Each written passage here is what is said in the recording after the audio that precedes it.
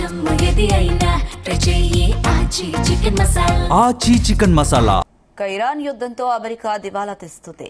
అగ్రరాజ్యానికి భారీగా ఆస్తి, సైనిక మరియు ఆర్థిక నష్టం వాటిల్లుతుంది. 12 రోజుల్లోనే వేల కోట్ల సైనిక సంపత్తి ధ్వంసమైంది. ఇప్పటి వరకు 8 మంది సైనికులు ప్రాణాలు కోల్పోయారు. పశ్చిమాసియాలో అమెరికాకు ఉన్న 22కు పైగా సైనిక విమానయాన కేంద్రాలే లక్ష్యంగా ఇరాన్ వేల సంఖ్యలో డ్రోన్లు, క్షిపణులను ప్రయోగించింది. ఇజ్రాయెల్ సహా 6 దేశాల్లోని అమెరికా ఎంబసీలపై డ్రోన్ దాడులు జరిగాయి. ఈ యుద్దంలో అమెరికా 3 యుద్ద విమానాలను కోల్పోయింది.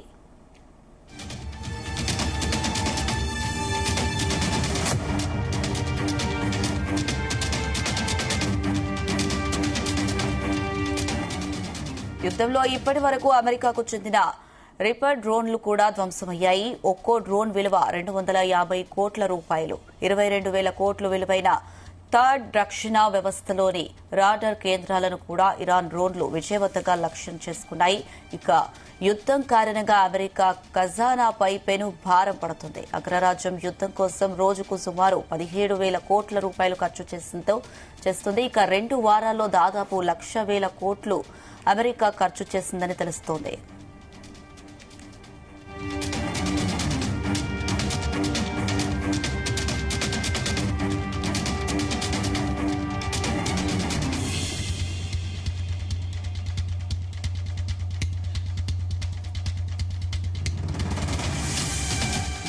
ఇరాన్ యుద్దంతో అమెరికా దివాలా తీస్తుంది. అగ్రరాజ్యానికి భారీగా ఆస్తి, సైనిక మరియు ఆర్థిక నష్టం వాటిల్లుతుంది.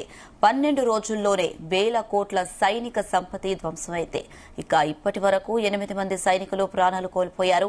పశ్చిమాసియాలో అమెరికాకు ఉన్న 22కు పైగా సైనిక విమానయాన కేంద్రాలే లక్ష్యంగా ఇరాన్ వేల సంఖ్యలో డ్రోన్లు, క్షిపణులను ప్రయోగించింది. ఇజ్రాయెల్ సహా 6 దేశాల్లోని అమెరికా ఎంబసీలపై డ్రోన్ దాడులు జరిగాయి.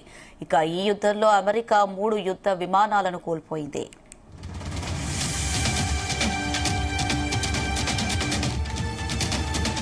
ఇదే అంశానికి సంబంధించి మరిన్ని అప్డేట్స్ మా chief news coordinator Radhakrishna live ద్వారా అందిస్తారు. Radhakrishna. Good evening Anusha. Iran Israel యుద్ధం మొత్తం నేపథ్యంలో అమెరికాకు సంబంధించి ఇప్పుడు పెద్ద ఒక చిక్కు వచ్చి పడింది. సో రోజు రోజుకు అమెరికా ఆర్థిక పరిస్థితి దిగజారుతున్న మొత్తం పరిస్థితి ఉంది. సో మొత్తంగా 2 వారాలైంది యుద్ధం మొదలై.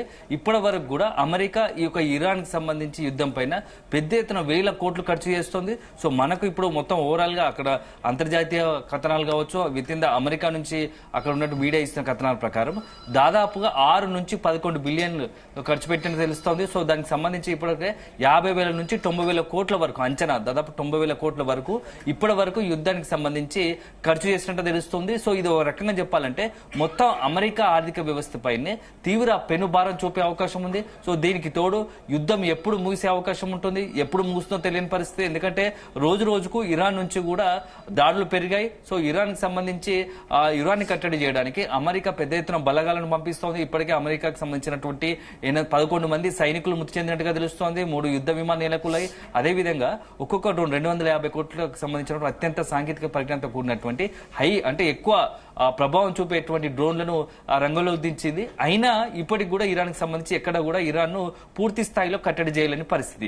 దీనికి తోడు ఇలా ఉంటే ఇప్పుడు అమెరికా అధ్యక్షుడు డొనాల్డ్ ట్రంప్ తీసుకుంటున్న నిర్ణయాలతో రోజు రోజుకు పెనుభారం అవుతోంది. సో ఇప్పుడు దీనికి తోడు చమురుకు సంబంధించి కూడా ఇంపాక్ట్ ఉంటుంది. ఎందుకంటే చమురు ఉత్పత్తులకు సంబంధించి అమెరికా పైన ప్రపంచ దేశాలతో పాటుగా అమెరికా పైన కూడా పెనుభారం పడుతోంది. ఒకవైపు స్టాక్ మార్కెట్లు, అంతర్జాతీయ స్టాక్ మార్కెట్లు కుప్పకూడడం, ఇవన్నీ చూస్తూ ఉంటే అమెరికా చేసిన ఒక నిర్ణయం, డొనాల్డ్ ట్రంప్ తీసుకున్న నిర్ణయం అమెరికాతో పాటుగా ప్రపంచ దేశాలను ముంచేసేలా ఉన్నాయని చెప్పేసి ఒక ఆరోపణ, ఒక విమర్శన వస్తోంది. సో డొనాల్డ్ ట్రంప్ దీనికి సంబంధించి ఇంటా బయట పెద్ద ఎత్తున తీవ్ర విమర్శలు ఎదుర్కోవాల్సిన పరిస్థితి. ఎందుకంటే ఇప్పటికే గత 3-4 రోజులు చూస్తున్నాం అమెరికాకు సంబంధించి రక్షణ శాఖకు సంబంధించినటువంటి అత్యంత పటిష్టమైన వ్యవస్థ అంటున్నారు. సో పెంటగాన్ నుంచి కూడా కొంత నివేదికలు అందుతున్నాయి. అక్కడ ఉన్నటువంటి రక్షణ శాఖ మంత్రి పీట్ ఎక్స్తే వరుసపెట్టి మేము ఇరాన్ని కట్టడి చేయడానికి వేల ఎట్ల యుద్ధ విమానాలు, అదేవిధంగా యుద్ధ నౌకలు, దానికి సంబంధించినటువంటి అత్యాధునికమైనటువంటి రాడార్ వ్యవస్థను వాడుతున్నాము. సో ఇరాన్ ఇజ్రాయెల్ కు అక్కడ గల్ఫ్ దేశాల నుంచి కావచ్చు, ఇజ్రాయెల్ నుంచి కూడా ఇరాన్ ని టార్గెట్ చేస్తున్నామని చెప్తున్నాను. సో ఒకవైపు టార్గెట్ చేస్తున్నంతసేపు బాగుంది. సో మా దగ్గర ఉన్నటువంటి అత్యాధునిక సాంకేతిక పరిజ్ఞానం అంటే యుద్ధ మొత్తం సామాగ్రిని మేము ఇరాన్ కోసం యుద్ధంలో వాడుతున్నాం సరే, దానివల్ల అమెరికాకు వస్తున్న ప్రయోజనం ఏంటి? సో అమెరికాకు జరుగుతున్న ప్రయోజనం కంటే నష్టం ఎక్కువ ఉంది. సో అక్కడ మొత్తం ఆర్థిక వ్యవస్థ చిన్న భిన్నమైన పరిస్థితి కనబడుతూ ఉంది. ఎందుకంటే రోజు రోజుకు దాదాపుగా అంటే యుద్ధం మీద అయితే ఇప్పటి వరకు దాదాపు రఫ్లీ అంటే ఒక అంచనా ప్రకారం సుమారుగా ఈ యుద్ధానికి సంబంధించి అమెరికా 1,00,000 కోట్లు ఖర్చు పెట్టింది. అంటే ఎంత తీవ్రంగా దీన్ని సీరియస్ గా తీసుకుంది యుద్ధం అనే దానికి. అంటే ఇంత తీసుకుంటే ఒకవైపు ఇరాన్ కంట్రోల్ కావట్లేదు, అదే సందర్భంలో రోజు ఖర్చులు ఎక్కువైపోయి ఆర్థిక పరిస్థితి దిగజారుతుంది. ఇలాగే కంటిన్యూ అయితే సో మొత్తంగా కూడా అమెరికానే దివాల్ తీసే పరిస్థితి, అగ్రరాజ్యం అని చెప్పుకునే అమెరికాకు ఇప్పుడు ఒక పెద్ద సవాల్ ఎదురు కాబోతోంది. ఈ యుద్ధ నేపథ్యంలో ప్రశాంతంగా ఉన్న అమెరికన్లకు ఇప్పుడు డొనాల్డ్ ట్రంప్ ద్వారా ఒక నిర్ణయం తీసుకొని ఇరాన్ పై దాడికి దిగి యుద్ధం చేసి ఇరాన్ కట్టడి చేయాలనుకుని అత్యుత్సాహంతో ఇరాన్ తన చెప్పు చేతిలో పెట్టుకోవాలని ఒక అహంకారపూర్వ ధోరణితో ఇప్పుడు అమెరికాకే కష్టాలు తీసుకొచ్చే విధంగా అమెరికాను ఆర్థికంగా పూర్తి స్థాయిలో ఒక సంక్షోభంలోకి నెట్టేలా కూడా ఇప్పుడు అసలుగా ఇప్పుడు ఈ ప్రయత్నాలు చేస్తోంది. సో డొనాల్డ్ ట్రంప్ తీసుకున్న నిర్ణయం తర్వాత అసలు నెక్స్ట్ ఏం జరగబోతోంది, అమెరికాకు సంబంధించినటువంటి ఆర్థిక వ్యవస్థ రోజు రోజుకు క్షీణించడం, దిగజారిపోతుండడం ఎలా ఉంటుంది? ఈ దిగజారుతున్న తరుణంలో అమెరికాకు సంబంధించి భవిష్యత్తులో ఎలాంటి పరిణామాలు ఉత్పన్నమవుతాయి? అయితే ముఖ్యంగా కూడా ఎప్పుడైతే డొనాల్డ్ ట్రంప్ అమెరికా అధ్యక్షుడిగా అయ్యాడో, రెండోసారి బాధ్యతలు తీసుకున్నాడో, అతను తీసుకుంటున్న నిర్ణయాలు అమెరికాకు లాభం కన్నా ఎక్కువ అమెరికాతో పాటు ప్రపంచ దేశాలకు నష్టం చేస్తున్నాయి. సో మొదటగా అతను తీసుకున్నటువంటి కొన్ని ఎక్కడంటే అమెరికా ఏతరులు ఎవరు ఉన్నారు, విదేశీ విద్యార్థులు కావచ్చు, విదేశీకి సంబంధించినటువంటి ఏదైతే పెద్ద కంపెనీస్ కావచ్చు, లేకుంటే విదేశాల్లో ఏదైతే పెట్టుబడులు పెడుతున్నటువంటి అమెరికన్ కంపెనీస్ వాళ్ళందరినీ కూడా కంట్రోల్ చేయాలని తమ చెప్పు చేతలోకి తెచ్చుకోవాలనుకున్నారు.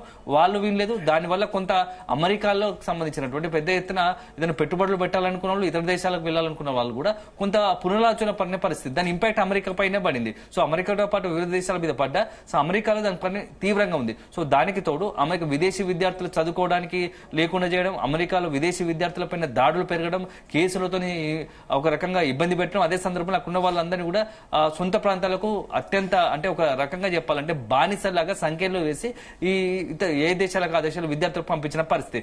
అది పోగానే ఒక్కొక్క దేశం మీద పడడం, యుద్ధం చేయడం, ఇబ్బంది పెట్టడం, ఇవన్నీ చూస్తుంటే అమెరికాను డొనాల్డ్ ట్రంప్ ఏం చేయబోతున్నాడు అనేది ఒక అనుమానం, సందేహం మొదలైంది. సో ఇప్పుడు చివరాఖరుగా సొంతగా అతను తీసుకున్న నిర్ణయం ఇరాన్ పైన యుద్ధం, ఆ నిర్ణయం మొత్తంగా అమెరికానే ఒక రకంగా కూడా పూర్తి స్థాయిలో ప్రపంచ దేశాల ముందు నవ్వుల పాలయ్యేటట్టుగా, ఆర్థికంగా ఇబ్బందులకు నెట్టే విధంగా ఒక రకంగా చెప్పాలంటే అగ్రరాజ్యం అని ఇన్ని రోజులు చెప్పుకున్న అమెరికాకు ఉన్నటువంటి ప్రతిష్ట మొత్తం కూడా ఇప్పుడు ఇరాన్ పై యుద్ధంతో మొత్తం దిగజారేలా కనబడతా ఉంది. ఎందుకంటే ఒక చిన్న దేశం ఇరాన్ ను అగ్రరాజ్యంగా ఉన్నట్టు అమెరికా మనం కంట్రోల్ చేయలేకపోయాం. దానికి పైపెచ్చు మొత్తం 1,00,000 కోట్లు ఖర్చు చేసి ఒక రకంగా ఇరాన్ యుద్ధంలో పోసి ఏం సాధించాము అనే ఒక ప్రశ్న ఇప్పుడు డొనాల్డ్ ట్రంప్ కు అమెరికాకు ఎదురవుతుంది. అది అమెరికాలో వితింద సొంత దేశంలోనే డొనాల్డ్ ట్రంప్ కి ఎదురవుతున్న పరిస్థితి. సో ఇది కేవలం 2 వారాలకి ఇట్లాంటి పరిస్థితి ఉంటే మరికొద్ది వారాల పాటు యుద్ధం కొనసాగితే ఇక అమెరికా ఖచ్చితంగా మొత్తంగా చిప్ప చేతికి పట్టుకోవాల్సిన పరిస్థితి వచ్చే అవకాశం ఉంటుంది. ఆర్థికంగా పూర్తి స్థాయిలో దివాలా తీసి సంక్షోభంలో